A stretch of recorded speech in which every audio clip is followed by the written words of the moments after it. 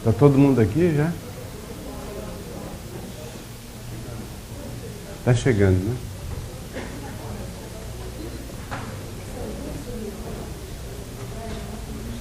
Bom, na aula passada...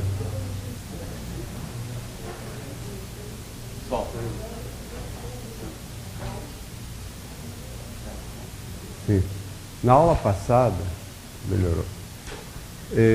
Devido ao fato de que eu tive menos tempo do que tinha sido combinado antes, resultou que os problemas que foram passados, alguns deles precisavam de coisas que eu pretendia ter falado e não falei. Então vou falar sobre essas coisas agora. Falar de grandezas proporcionais a várias outras. Uma grandeza, vou botar no celular para não ficar confuso.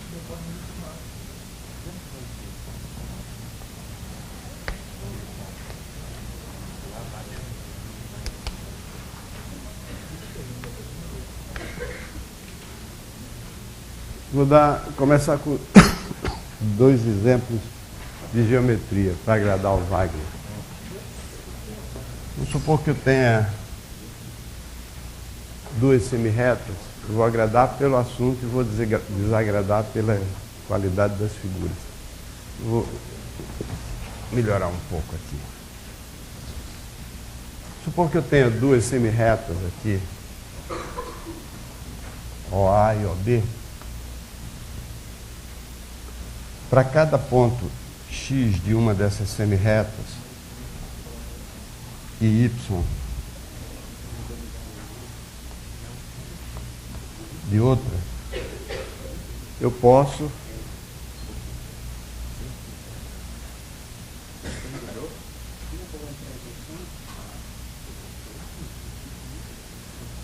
traçar um paralelogramo. A área desse paralelogramo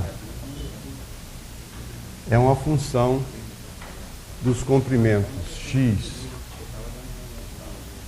do segmento OX maiúsculo e Y, que é o comprimento do segmento OY maiúsculo. Vamos chamar essa área de W. Então, W é uma função de X e Y. Ok? Então, a grandeza área do paralelogramo depende de duas outras grandezas, que são o comprimento dessa base X e o comprimento do outro lado Y. É fácil observar que, se nós dobrarmos o comprimento X, mantendo o comprimento Y constante, eu vou ter outro paralelogramo congruente ao original. Portanto, a gente vê, olhando para essa figura,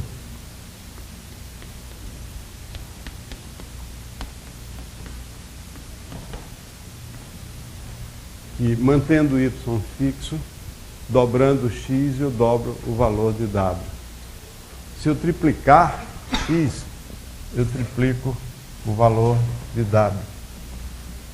E assim por diante. Para qualquer número natural n, se eu tomar f de nx y, isso aqui é igual a n vezes f de x, y. Ok?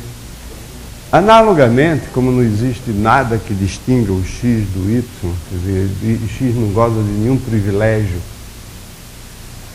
que o y não goze, eu tive que me conter para não fazer uma alusão a certas classes privilegiadas. Então a gente vê que f de x ny é igual a n f de xy, quaisquer que sejam os comprimentos x e y e o número natural n. Além disso, é fácil de ver que quanto maior for x, maior é o w. Quanto maior for o y, maior é o w. Mas w é uma função crescente tanto de x como de y. Nessas condições, a gente disse que o w é uma grandeza, a área do paralelogramo é uma grandeza que é proporcional aos lados desse paralelogramo. Proporcional aos lados significa que é proporcional a cada um deles. Em virtude de um fato que eu já mencionei aqui, o Wagner também mencionou na aula dele, existe um fato chamado que é bastante desconhecido, mas devia ter grande relevância, chamado Teorema Fundamental da Proporcionalidade. Diz o seguinte: nessas condições, se isso vale para n inteiro, então vale para qualquer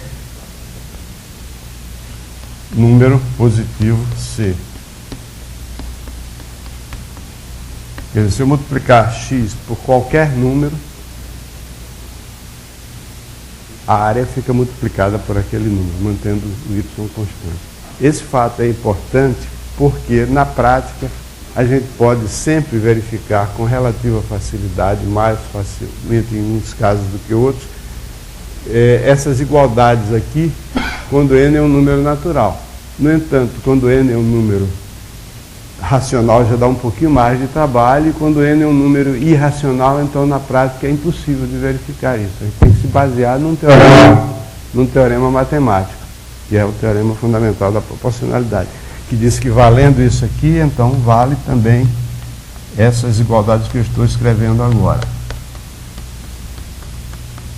Daí resulta que eu posso olhar para a área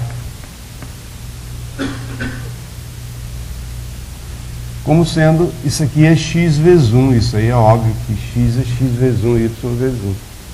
Então, usando esse fato aqui com x no lugar de c, nesse caso aí com y no lugar de c, eu tenho que isso aqui vai ser igual a x vezes y vezes f de 1.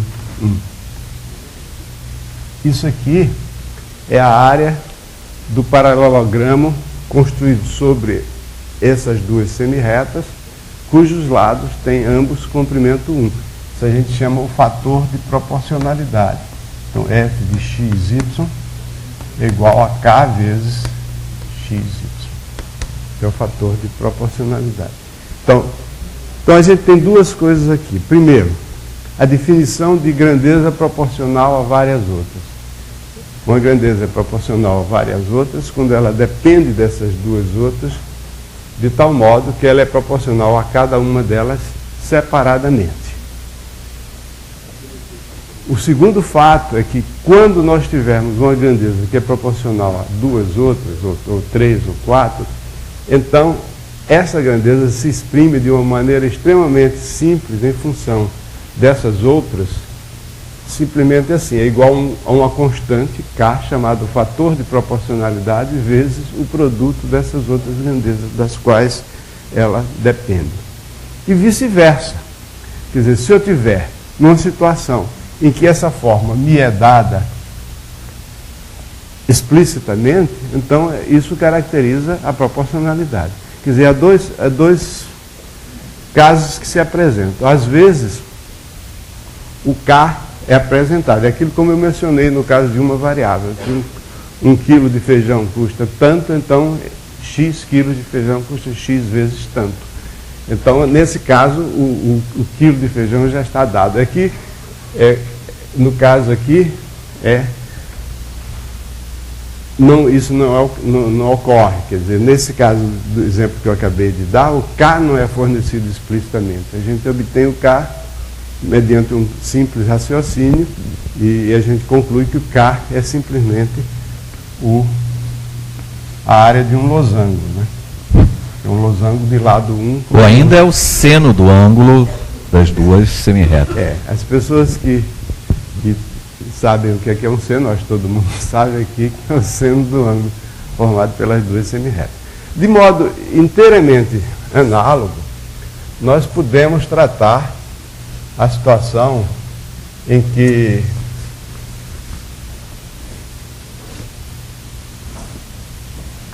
nós temos três semirretas e a partir dessas três semirretas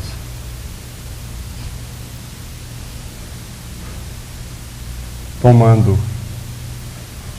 comprimentos x, y e z sobre elas, três semirretas não com a mesma origem e não colineares,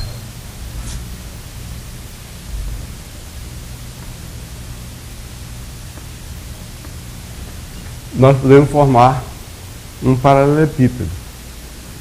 E nós podemos considerar o volume desse paralelepípedo como sendo uma função dos comprimentos x, y, z que nós tomamos a partir da origem comum dessas três semirretas ao longo delas. E, de modo inteiramente análogo ao que nós vimos para o caso do paralelogramo, a gente vê que esse volume ele é proporcional a x, a y e a z separadamente. Como assim? Eu posso imaginar aqui que eu tomei duas vezes o comprimento x. Se eu tomar duas vezes o comprimento x e mantiver os outros comprimentos y e z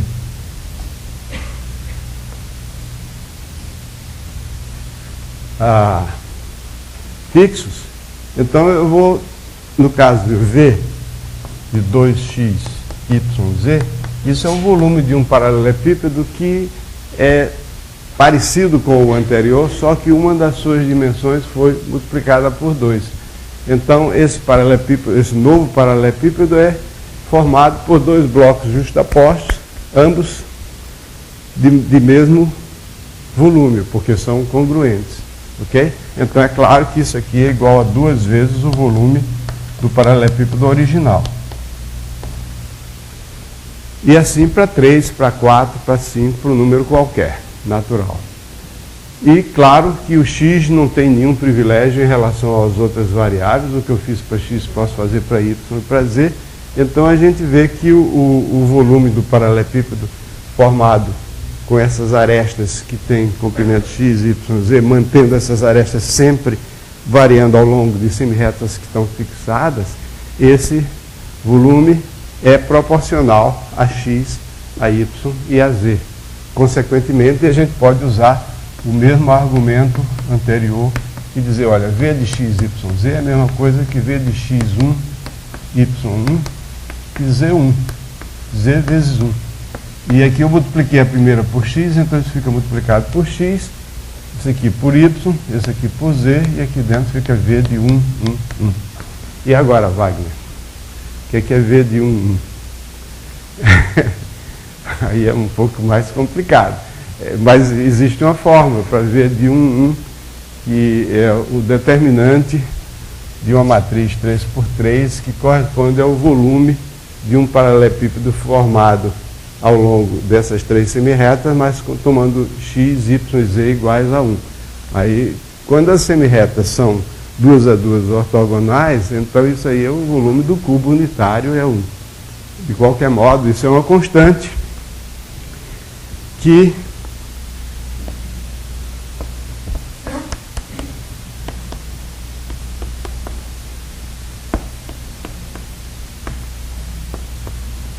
nos problemas geométricos costuma não desempenhar papel nenhum. Não é, graças a Deus, né? Quer dizer, existe uma constante. Então é preciso a gente... Eu insisto nesse ponto, já disse isso umas 4 ou 5 vezes, mas não é demais insistir, que a proporcionalidade ocorre nos problemas matemáticos, nos problemas dos quais a gente tem que usar a matemática, de duas maneiras. Uma maneira, ela ocorre de forma subjacente, quer dizer, aqui você tem o volume de um paralelepípedo formado por, a partir de três semirretas não colineares. Então a gente vê que esse volume é proporcional a cada uma das arestas, separadamente. A outra maneira é quando a gente tem uma expressão já definida, explícita, de que uma função é k vezes x, y, z. Aí a gente tem que a proporcionalidade. Qualquer que seja a forma, é a mesma coisa, é proporcionalidade. Ok? Então, quando a grandeza é proporcional a 3 ou 4 ou 5 outras, ela é sempre uma constante vezes o produto dessas outras. E essa observação nos permite reduzir todos aqueles problemas de regra de 3 composta a um problema de regra de 3 simples. Okay? De que forma? Vamos dar um exemplo concreto.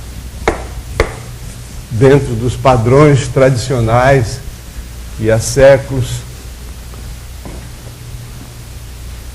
definem todos esses problemas.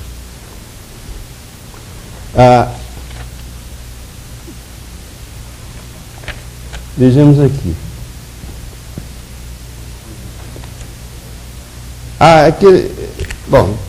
Trabalhando 8 horas por dia, 3 trabalhadores constroem um muro de 40 metros de comprimento em 12 dias.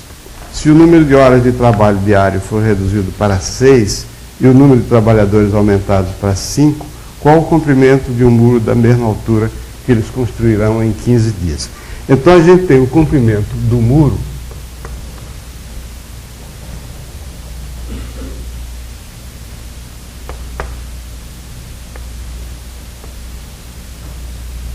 que aqui está expresso como função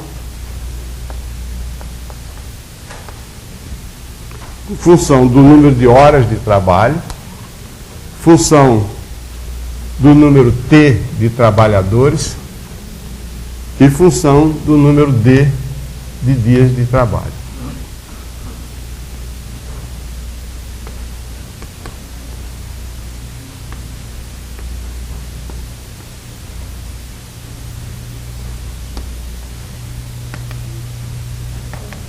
Horas do trabalho diário. T é o número de trabalhadores.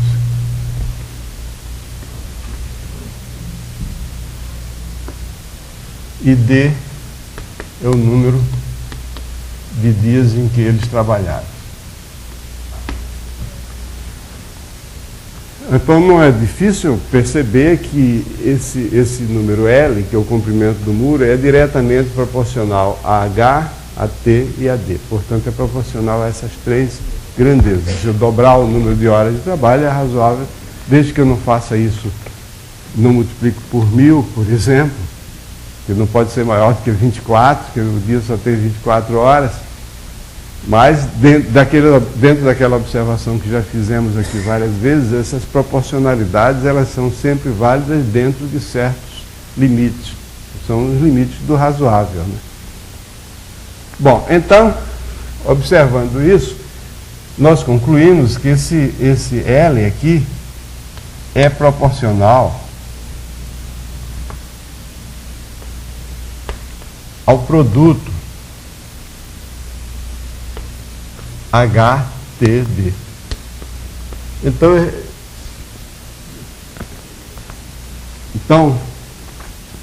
ele tem uma expressão desse tipo. Há 2 maneiras de abordar, são várias maneiras de abordar esse assunto, esse problema. Um deles é escrever que L é igual a K vezes HTD e tirar o valor de K a partir dos dados que nós temos. Mas aí nós temos o seguinte, nós vamos fazer dentro do princípio que eu enunciei de reduzir tudo a uma regra de 3 simples. O problema nos diz que quando H igual a 8, quando H igual a 8, T igual a 3 e D igual a 12, o problema nos diz que L é igual a 40. Agora, nós queremos saber o que acontece quando T for igual a 5, D for igual a 15 e H igual a 6. Então, aí o problema tratado dentro do esquema, né, o algoritmo para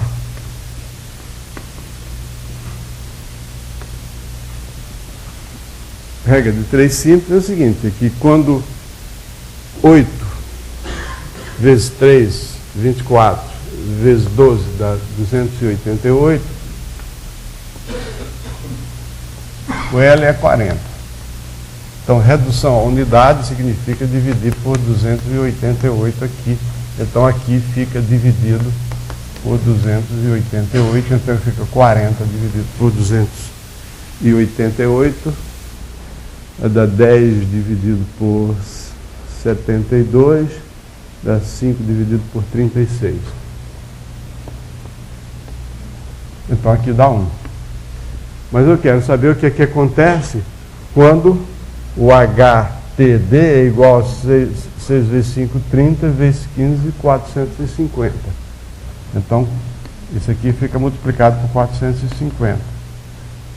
450 aqui. Então, é vezes 450. Então, é 450, é 5 36avos, vezes 450. Isso aqui vai dar a 36, não, dá 60,25. Então a resposta é 60,25 metros. Isso aqui não tem grandes mistérios, quer dizer, o resumo da minha mensagem é o seguinte: primeiro, é preciso a pessoa entender corretamente o significado da afirmação de que uma grandeza é diretamente proporcional a outras. E a segunda parte da mensagem é o seguinte: que os problemas de regra de 3 composta podem ser reduzidos a um problema de regra de 3 simples, tomando o produto, no caso da proporcionalidade direta. Algum tempo atrás, eu já mencionei aqui que nós fizemos um ano aqui uma sessão em que um dos 4 cursos que a gente oferece, foi até o Wagner que fez, era baseado em como é que a matemática é ensinada em vários países. E nessa ocasião eu olhei para alguns livros de outros países, principalmente livros alemães, e vi que eles não tratam de regra de 3 composta. Tudo é regra de 3 simples, só. E, embora não seja explicitamente mencionado isso, eu imagino que isso é devido ao fato de que não há necessidade realmente de tratar de regra de 3 composta. Então, o produto, quando é direto, recai numa regra de 3 simples. Bom, agora existem casos em que a grandeza é diretamente proporcional a algumas outras e inversamente proporcional a outras. Eu recordo que uma grandeza é inversamente proporcional a outra quando existe uma correspondência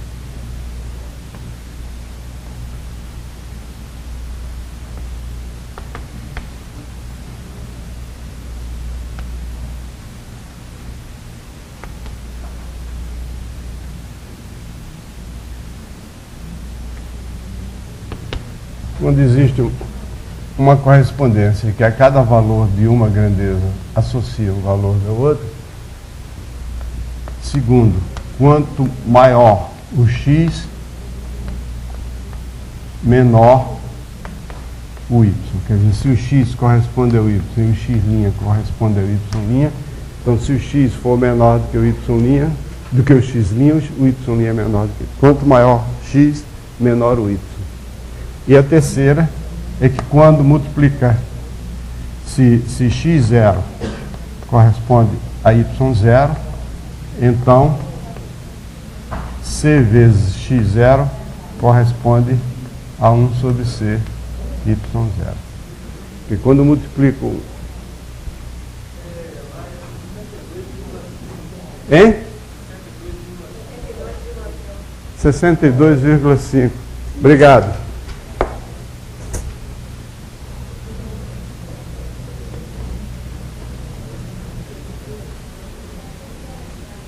Essas coisas... É 62,5, então aqui nas minhas notas está errado. Eu acredito em vocês.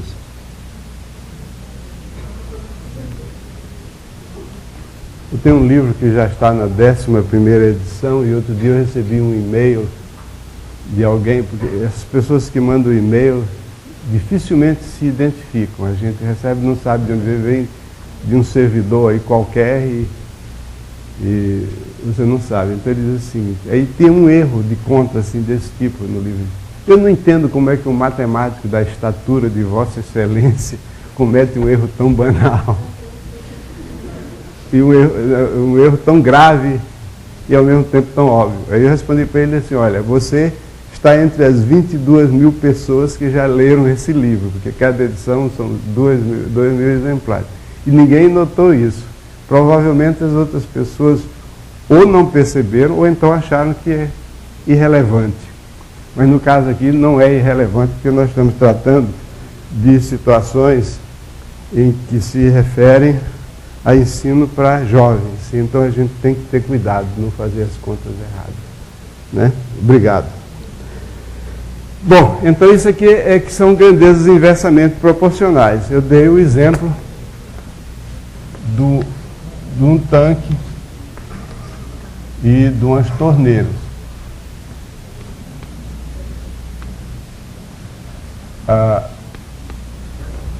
Se você põe 2 ou 3 ou 4 torneiras, o tempo necessário para que essas torneiras forem com a mesma vazão, o tempo necessário para que essas torneiras encham o tanque é inversamente proporcional ao número de torneiras. Isso aí é um exemplo desse caso. Bom, então, o caso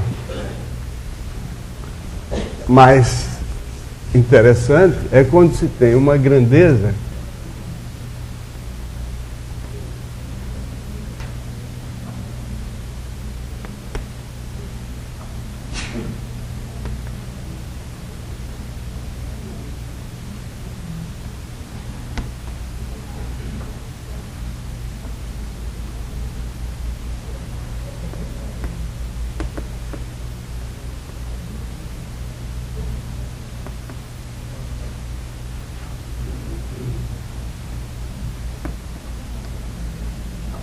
quando se tem uma grandeza que é diretamente proporcional a umas e inversamente proporcional a outras grandezas.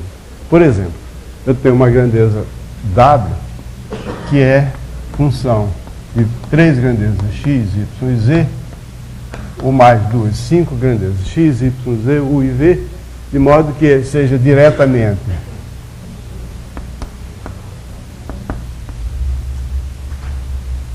proporcional a x, y, z e inversamente proporcional a u e v. Então, nesse caso, fazendo aquela observação que já fiz tantas vezes aqui, eu posso considerar x como x vezes 1, y como y vezes 1, z vezes 1, u vezes 1 e v vezes 1. Então, como W é diretamente proporcional a x, então quando eu tiver x vezes 1, eu posso pôr o x aqui fora, x vezes, e por f de 1. Aqui mesmo do mesmo modo para y, para z, para u e para v. Só que x, y e z aparecem no numerador. Quando eu multiplico por u, o valor da grandeza fica dividido por u. Então aparece o u aqui. Quando eu multipliquei essa variável aqui por v, o valor de w fica dividido por v, porque é inversamente proporcional aqui. Isso aqui multiplicado por f de 1, que é o fator k, fator de proporcionalidade. Então, quando uma grandeza é diretamente proporcional a umas e inversamente proporcional a outras, então sua expressão assume esse aspecto. K é o fator de proporcionalidade, vezes o produto das variáveis das quais W depende diretamente, de forma diretamente proporcional, e no denominador aquelas grandezas das quais o W depende de forma inversamente proporcional. Ok? Então, olhando para essa expressão, a gente vê que nessa situação o K é simplesmente proporcional a esse número, produto XYZ dividido por UV. Então, em todos os problemas que aparecerem, regra de 3, composta, em que algumas grandezas são diretamente proporcionais, outras inversamente proporcionais, a gente toma o produto das que são diretamente proporcionais, divide pelo produto das que são inversamente proporcionais e fica com um número, e com esse número a gente tem uma regra de 3 simples. Certo? O caso que eu mencionei inicialmente, de uma grandeza que é inversamente proporcional apenas a uma outra, né? Então você fica y é uma função de x inversamente proporcional, então y fica só assim, k vezes x, no caso particular.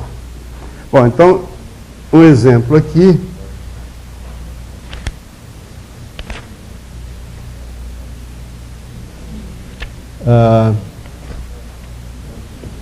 assim, o exemplo 10 na página 15 das notas, assim, tem 5 teares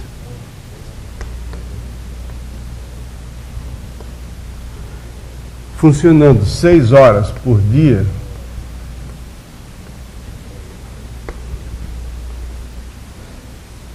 usando 5 teares funcionando 6 horas por dia, uma tecelagem fabrica 1.800 metros de tecido com 1,20 m de largura.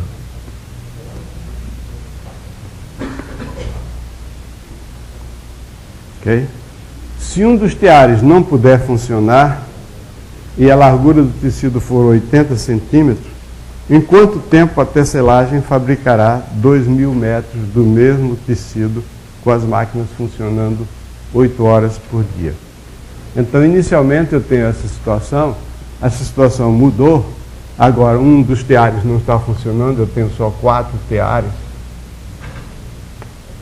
E aí, para compensar, eu faço as máquinas trabalharem 8 horas por dia e eu quero fabricar 2.000 metros daquele tecido.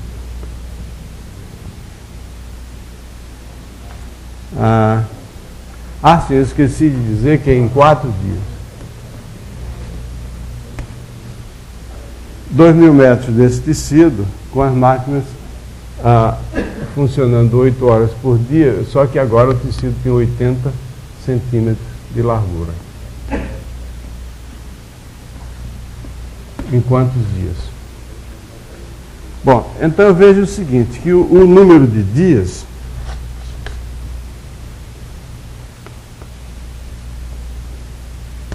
é diretamente proporcional a algumas dessas grandezas e inversamente proporcional a outras. Aqui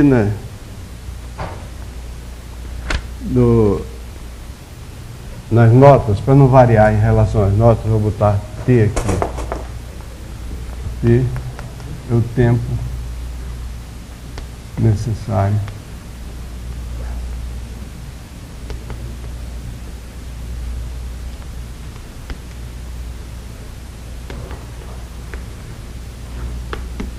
a fabricação.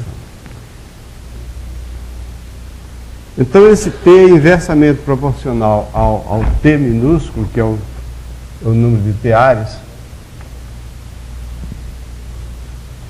porque quanto mais teares eu tiver, menos tempo eu vou precisar. Ele é inversamente proporcional ao número de horas por dia. É diretamente proporcional ao comprimento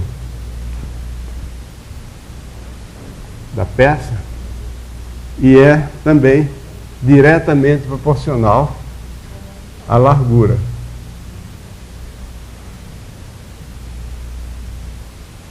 L aqui é a largura.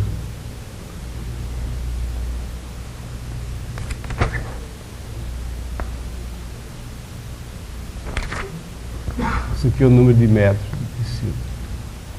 Então, T é diretamente proporcional ao número de metros de tecido, a largura, e inversamente proporcional ao número de teares e ao número de horas por dia.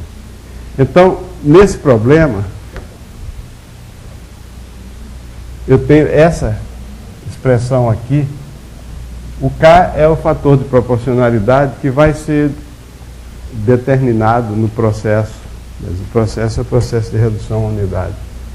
Então, o problema me diz que ml dividido por TH, de um lado e do outro lado eu tenho aqui o tempo. Quando o dado do problema me diz que ml dividido por TH, quando L é igual a 1,20, M é igual a 1.800,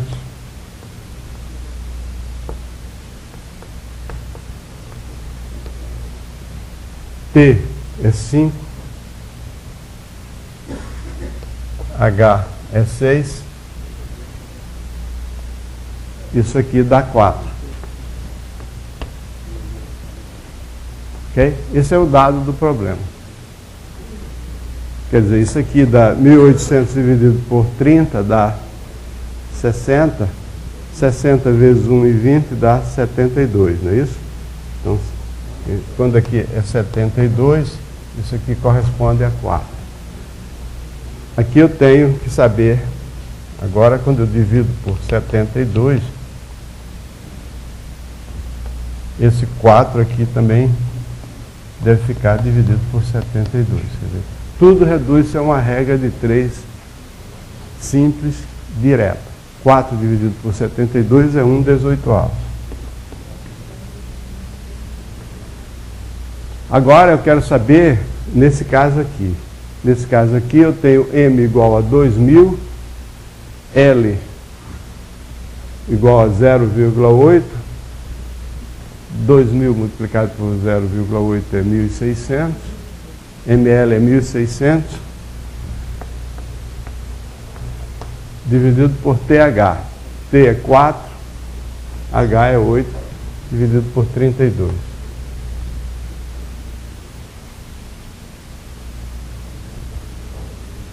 Então, 1.600 dividido por 32, quanto é que dá?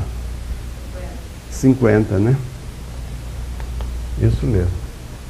Então, quando é 50, então eu tenho que multiplicar aqui por 50.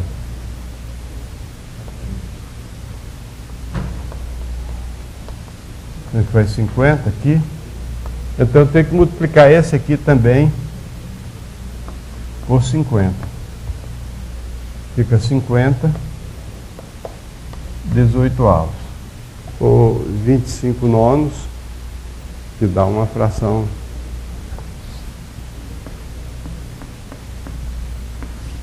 (25 nonos de um dia).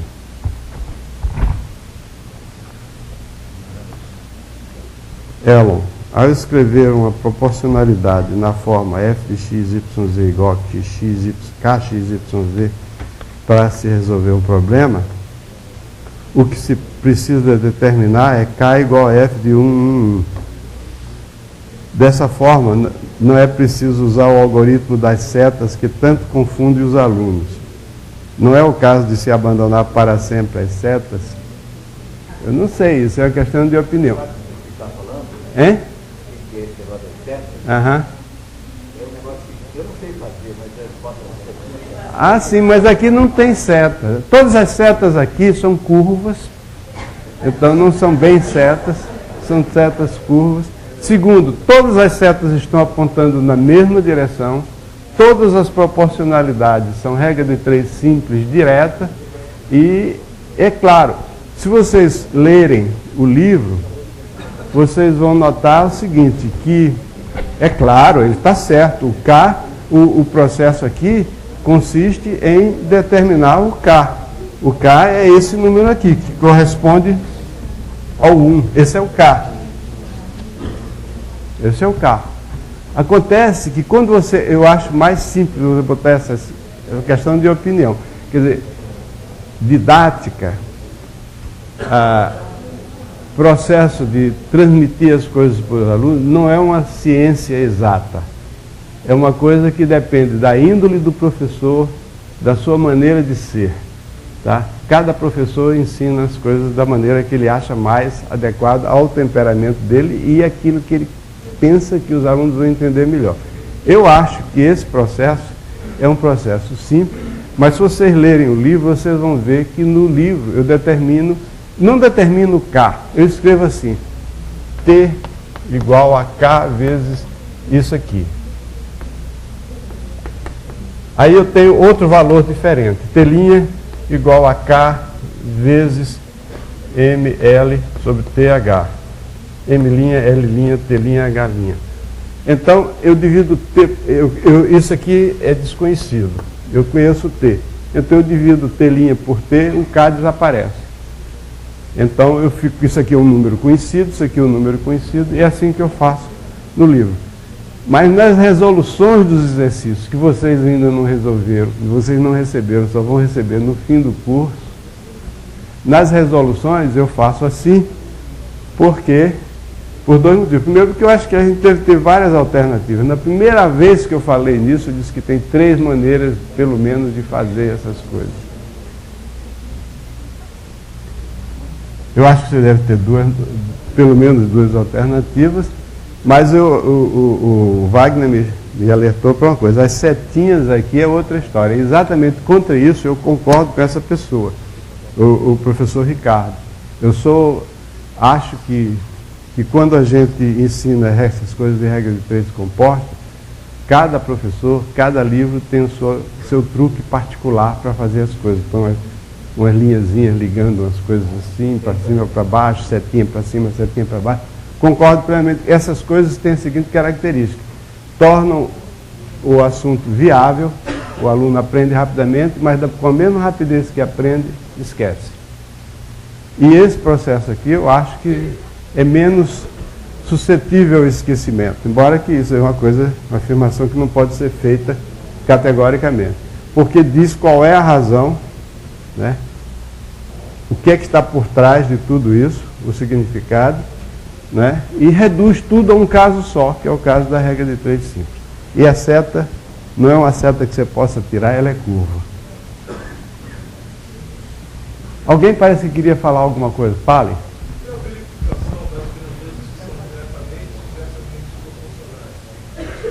Como é?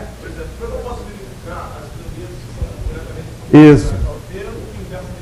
Isso. Cada caso é um caso, você tem que dispor de uma certa dose de bom senso, porque aí desaparece a matemática, tá? O que você tem aí, você tem, como diriam os especialistas, 2 semânticas.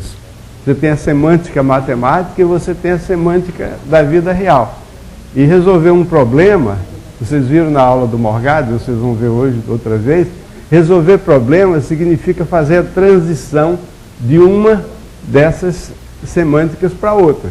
Quer dizer, quando eu quero saber se realmente a sua observação é perfeitamente válida, como é que eu vou saber que se realmente isso aqui é proporcional?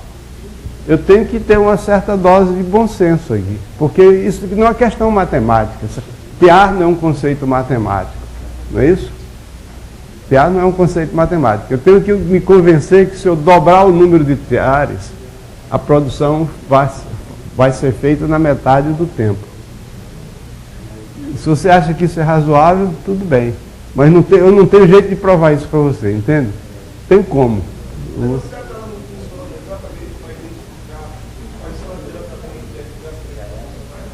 Exatamente. Exatamente. Se eu dobrar o número de teares, é razoável supor que o tempo fica reduzido à metade? É razoável supor isso. Então, se todo mundo, o consenso é de que isso é verdade, então é inversamente proporcional ao número de teares. Quer dizer, o tempo necessário para tecer o meu tecido é inversamente proporcional ao número de teares. Mas isso é uma coisa que a pessoa só pode concluir com base no consenso, né? Não é lógica. É uma coisa que escapa, é uma passagem de uma situação real. Esse ponto é importante, por isso que eu estou insistindo nele. Você tem que passar de uma situação real para um modelo matemático. E essa passagem é que realmente não é baseada em matemática, é baseada no bom senso, no conhecimento da situação. Tá? Já, por exemplo, tem uma questão aí, de um dos problemas. Você solta um... Não vou falar desse problema. O problema dos juros, por exemplo. Você aplica um capital durante um tempo T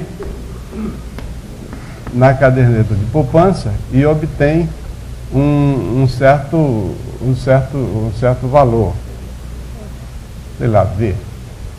Então esse valor que você obtém depende do capital inicial e do tempo em que esse dinheiro, esse capital permaneceu na caderneta de poupança.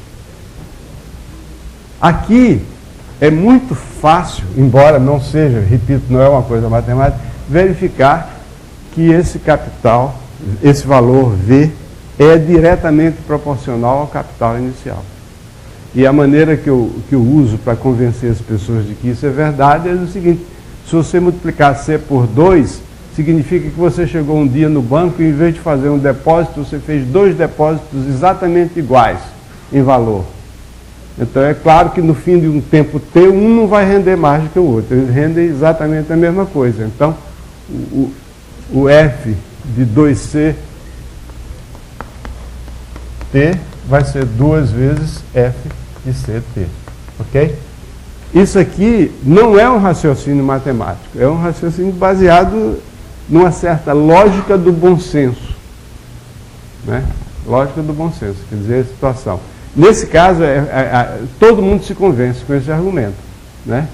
Em vez de fazer um depósito de um dinheiro C, você faz 2 depósitos de dinheiro 2C, faz 2 depósitos de C. Agora, pergunta: será que esse valor V é proporcional a T, ao tempo T? Não. Porque se eu considerar F de C 2T, depois de decorrido o tempo T, eu vou ter uma situação aqui. Isso aqui não é 2 vezes F de CT, porque depois de decorrido o tempo T, é como se eu tivesse retirado o dinheiro e reaplicado novamente, mas aí eu retirei mais do que eu tinha anteriormente. Então, na verdade, isso aqui tem que ser necessariamente maior do que 2 vezes F de CT. E é uma coisa muito mais precisa do que simplesmente essa desigualdade. Existe uma fórmula que caracteriza essa situação.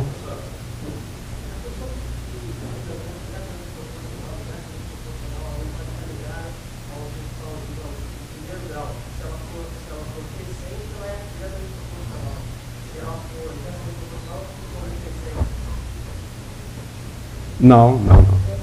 Diretamente, inversamente proporcional não é uma função linear. Uma função f de x é inversamente proporcional. O pessoal do resto do Brasil pede para ouvir a pergunta para poder entender a sua resposta. Exato. Ele perguntou o seguinte: se quando f de x... Quando as grandezas são diretamente proporcionais, ela não está relacionada a uma função crescente, e quando elas são inversamente proporcionais, uma função decrescente. Bom, essa pergunta agora, a resposta é sim. A pergunta anterior, a resposta é não, você mudou a pergunta. Acontece que a função crescente não caracteriza grandezas diretamente proporcionais. Toda a grandeza, para ser diretamente proporcional a outra, ela tem que satisfazer 2 condições. Além de ter uma condição inicial, que é uma grandeza y, que depende de uma grandeza x. Quer dizer, para cada valor de x tem que ter um valor de y determinado. Isso aí eu considerei como a condição 1. A condição 2 é quanto maior x, maior o y. E a terceira condição é que quando eu multiplicar x por um número, o y correspondente fica multiplicado pelo mesmo número. Então, função crescente diz somente isso aqui. Não diz a outra coisa. Tá? Quer dizer, nesse caso aqui, por exemplo, do valor que você obtém quando você aplica uma certa quantia C na caderneta de poupança e deixa ela ficar lá durante um tempo T, é claro que se é uma função crescente de C, quanto mais dinheiro você aplicar, mais você recebe, e também é uma função crescente do tempo, supondo que o juro se manteve fixo, que não teve queda, né? Não só o juros se manteve fixo, mas não se tornou negativo. Não. Bom, então isso é uma função crescente de T e de C, mas de C e de T. Mas, como função de C, ela é uma proporcionalidade. Como função de T, não é uma proporcionalidade. Aí é uma função exponencial, como a gente pode ver quando estuda funções exponenciais. Agora, você disse uma coisa da primeira vez, que não disse da segunda, que é o seguinte: quando se trata de uma função que é uma proporcionalidade, y igual a f de x, aí esse y vai ser igual a k vezes x, onde k é o fator de proporcionalidade. Agora, quando se trata de uma proporcionalidade inversa, essa última condição aqui fica transformada desse modo. Neste caso, o f de x, o y, é k sobre x. Aí não é uma função, você disse função do primeiro grau, eu não gosto dessa expressão, função do primeiro grau, porque função não tem grau. Quem tem grau é polinômio. Função do primeiro grau não é função linear ou função afim. Né? Não é uma função linear, nem uma função afim. É uma função cujo gráfico é uma hipérbole. É uma função bem diferente. O gráfico de uma função linear é assim, de uma função afim é assim. Mas o gráfico disso aqui é uma hipérbole. Quer dizer, a proporcionalidade inversa não é simplesmente uma função linear decrescente. É uma função decrescente, mas está muito longe de ser linear. É k sobre x. Tá? Muito bem. Eu nem sei mais onde é que eu estava. Eu não sei se eu respondi a pergunta aqui do professor Ricardo. Eu vou resumir outra vez, dizendo que as setinhas eu abomino também, mas essas setinhas são curvas por uma razão. Ele está falando das suas setinhas, está falando das suas. É, setinhas dele, que ele está se referindo. Bom.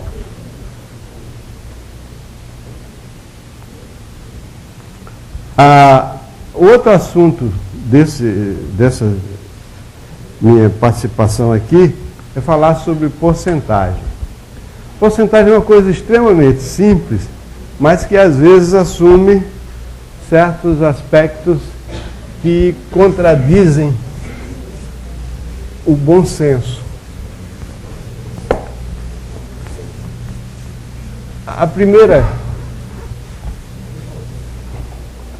às vezes o bom senso, havia um filósofo francês chamado René Descartes, que na introdução do livro dele, Discurso sobre o Método, ele dizia que o bom senso é a coisa mais difundida no mundo. Porque isso é uma dose fortíssima de ironia. Ele diz, nenhuma pessoa aceita dizer que não tem bom senso, né? Mas o bom senso, às vezes, o que a pessoa pensa que é o bom senso, às vezes é enganador. Por exemplo, espera aí, a pergunta... Wagner, você fica encarregado de ser o garoto do microfone.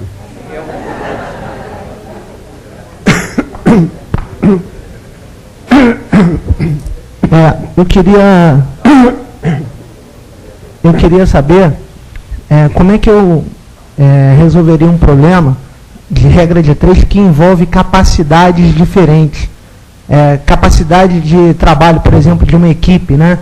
Eu já vi um problema que era assim, uma equipe de 10 pessoas pintavam uma parede, sei lá, em 30 dias. Aí, depois de alguns dias de trabalho, saíram 5 pessoas dessa equipe e entraram mais 4 pessoas que tinham o triplo da capacidade de trabalho das outras.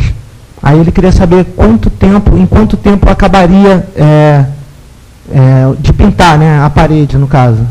Você tem aí de 2 casos. Você tendo os dados que você tem, lhe permitem determinar qual o trabalho que foi executado antes que a equipe variasse, fosse modificada. Tá? Aí você tem 2 situações, separa uma da outra. Entende? Por exemplo, você tem uma equipe que conseguiria fazer o trabalho em 30 dias. Aí trabalha só 5 dias. Nesses 5 dias, ela fez 1/6 do trabalho. Então, agora entra uma nova equipe, com a mesma capacidade individual, porém um número diferente. Aí agora você tem 5/6 do trabalho restante, tá certo? E agora você tem a proposta de que tem a capacidade multiplicou por 3. Aí você tem outra regra de 3 para fazer.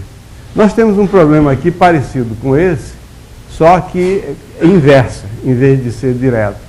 Que é um problema que está aqui e vocês vão resolver ele hoje de tarde. É um problema...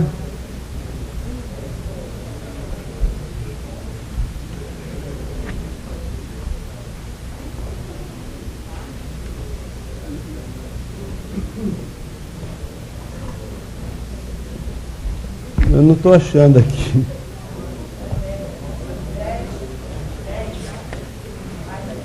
Não. É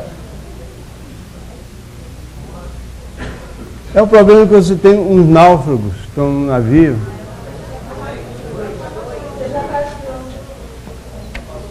É um barco com 7 pessoas à deriva no mar. Tá? Alô? Um barco com 7 pessoas à deriva no mar tem suprimento de água suficiente para 28 dias. Ok? Após 3 dias, o barco recolhe 2 náufragos. Se o consumo diário de água por pessoa se mantiver o mesmo, em quantos dias mais a reserva vai acabar? Aí é a mesma situação análoga que você pôs, só que agora a regra de 3 inversa. Né? O número de dias que a água vai durar é inversamente proporcional ao número de pessoas que estão no barco. Isso aí é uma coisa que a gente tem que aceitar como razoável, porque se você dobrar o número de pessoas, aí a quantidade de dias que vai durar a água vai reduzir a metade. Tá? Isso aí é quase que inteiramente matemático, porque aí você tem um quociente, né, o número de dias que vai durar é o volume da água disponível dividido pelo consumo diário das pessoas reunidas. Se você dobra o consumo, esse quociente fica dividido por 2. Não é isso? Por isso é que a fórmula que dá a proporcionalidade inversa é isso aqui. Porque isso aqui está dizendo que quando você dobra o x, significa que o denominador fica multiplicado por 2. E quando o denominador de uma fração é multiplicado por 2, a fração reduz-se à metade. Quer dizer, 1 sobre 2x, ou k sobre 2x, é igual a 1 meio de k sobre x. Quer dizer, quando você multiplica o denominador por 2, a fração fica multiplicada por 1 meio, quer dizer, reduz-se à metade. Esse problema aqui é um problema análogo ao que você mencionou, só que você tem que fazer o seguinte: após 3 dias, o que é que sobra? Aí você...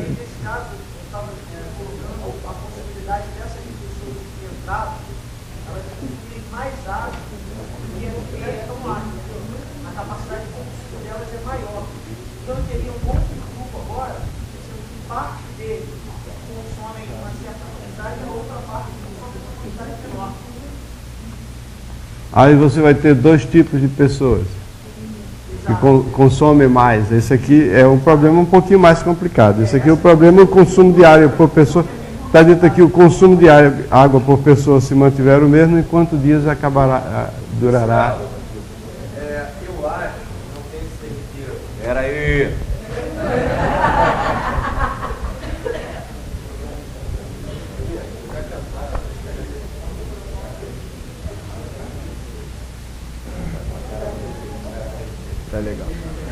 Bem, como as pessoas que entraram na equipe têm triplo da capacidade de trabalho, no caso foram 4 pessoas, não é isso?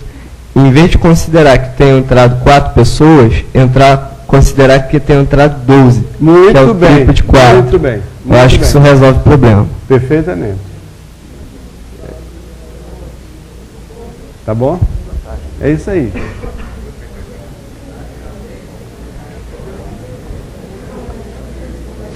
Posso falar agora? Vou falar sobre porcentagem.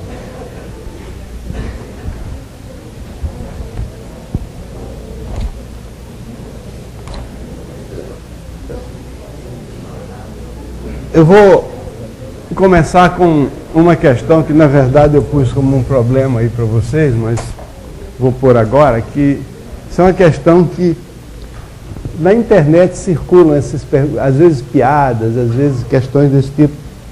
Esse foi passado por uma moça que trabalha na biblioteca aqui, que viu isso na internet. Ele diz o seguinte: no salão com 100 pessoas, 99% são homens. Quantos homens devem sair para que fiquem 98% de homens? Então você tem 100 pessoas num salão e 99% são homens. Quantos homens devem sair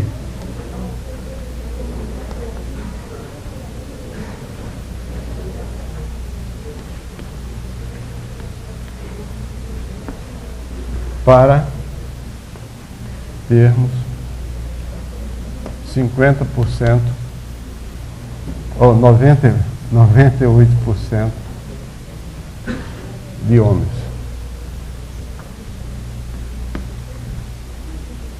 À primeira vista, olha, se 99% são homens, para ficar 98%, quantos homens devem sair? Deve sair um, né?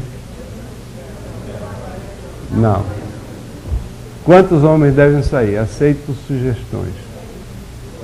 50. Porque no momento em que sai 50, aí ficam 50 pessoas, das quais uma pessoa é mulher. Então, uma em 50 significa 2% de mulheres. Então, para resolver esse problema, é melhor olhar o seguinte: se 99% são homens, então uma pessoa apenas é mulher. Ou pelo menos uma pessoa não é homem. Eu não posso garantir que é mulher. Eu posso garantir que uma pessoa não é homem, que saíram os 90... uma pessoa é mulher, digamos. Só existam homens e mulheres. Podiam ser crianças também, né? Bebês, recém-nascidos, são pessoas. Então, é 1%. Uma pessoa é 1% de 100. Então, essa mesma pessoa ficou, essa mulher ficou. Então, para que tenha 98% de homens, é preciso que ela seja 2%.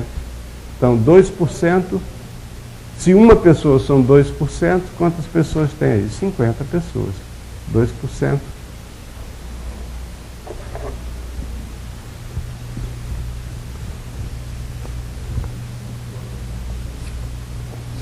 Bom, a coisa a respeito de porcentagem se resume pura e simplesmente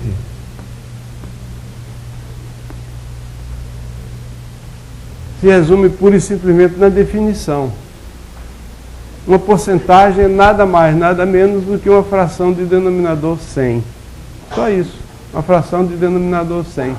Quer dizer, quando você diz 25%, significa 25 em cada 100. Aliás, esse símbolo aqui é um símbolo que tem uma história, vem desde os comerciantes genoveses e venezianos da Idade Média e depois do Renascimento, que escreviam livros de porcento.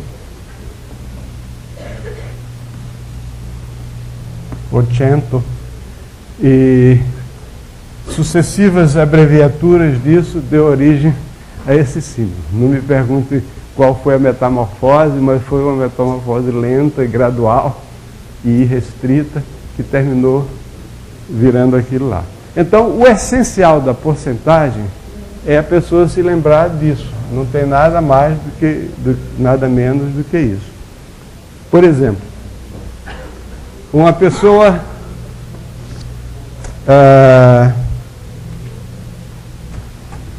um objeto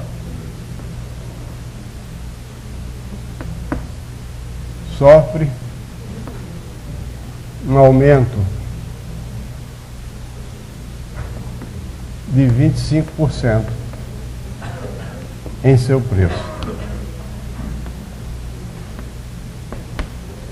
Qual é o desconto que o cliente deve pleitear para obter o preço original?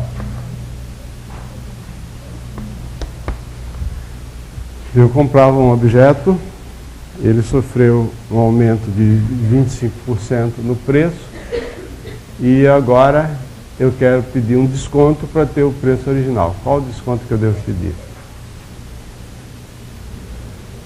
25% de desconto? Se eu pedir 25% de desconto, eu estou pagando mais ou menos do que o original? Mais ou menos, a opinião menos, porque eu estou pedindo 25% de uma quantidade, de uma quantia maior. 25% é um quarto. Quer dizer, ele passou de um certo valor para 25% a mais. Né? Ele ficou 1,25. Ele tinha um preço P, ele passou para 1,25 de P. Quer dizer, P mais 25 centésimos de P. Esse é o aumento que ele teve. 25% é 25 centésimos. Agora, esse é o novo preço. Esse aqui deve ter 1,25P menos X, tem que ser igual a P. Ou melhor, eu quero saber o desconto. Então esse X é menos X% de P igual a P. Maneira complicada de resolver o problema, né? Mas seguindo ao pé da letra as instruções. Então, dividindo tudo por P aqui, fica 1,25 menos 0,01 igual a 1. Está esquisito isso. Está esquisito. 0,01x igual a 1. Então, 0,01x é igual a 0,25. Está esquisito isso, não está? É?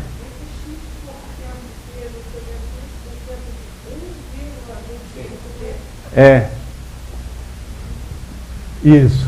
Está vendo como eu fiz errado? X% de 1,25p é igual a P. Então, dividindo isso aqui, fica... Que coisa horrível que eu estou fazendo. Bom, eu vou em frente. Estou fazendo uma coisa horrorosa, mas... Vezes 1,25 igual a 1. E X.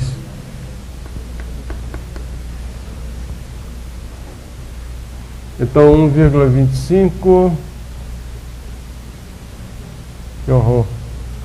Multiplico tudo por 100, fica 125 menos 1,25x igual a 100. 25 é igual a 1,25x. Então, x é igual a 25 dividido por 1,25, que é 50, né? 20, claro. Se alguém conseguir um método mais complicado de resolver esse problema, me ensine que eu não vejo. Vai ganhar um prêmio. Na verdade, isso revela o fato de que eu não estou muito motivado para falar sobre essas coisas, né? Mas temos problemas interessantes que, na verdade, são úteis, né? Como, por exemplo, saber coisas relacionadas com imposto de renda, etc. Mas estão nos problemas. Eu vou ficar por aqui mesmo. Ao menos que tenha alguma pergunta. Escrever ali no cantinho, dizer, a tarefa de hoje aqui são esses. Exercícios de hoje, escritos aqui no cantinho, são exercícios 14, 15, 17, 20 e 22.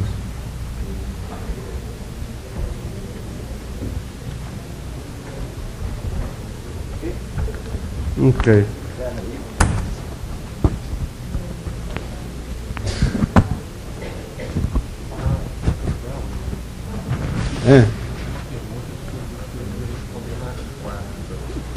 Tem uma pergunta? Qual é a pergunta?